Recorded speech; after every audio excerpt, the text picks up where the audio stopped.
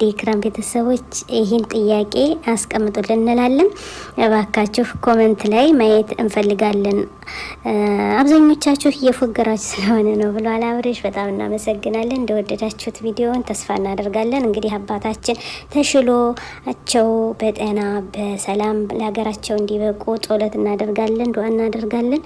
በድጋሚ እስከምንገናኝ ሀገራችን ሰላም አላህ ያድርግልን። ኢትዮጵያ ለዘላለም ትኖር። ሰላም አለይኩም ወራህመቱላሂ ወበረካቱ።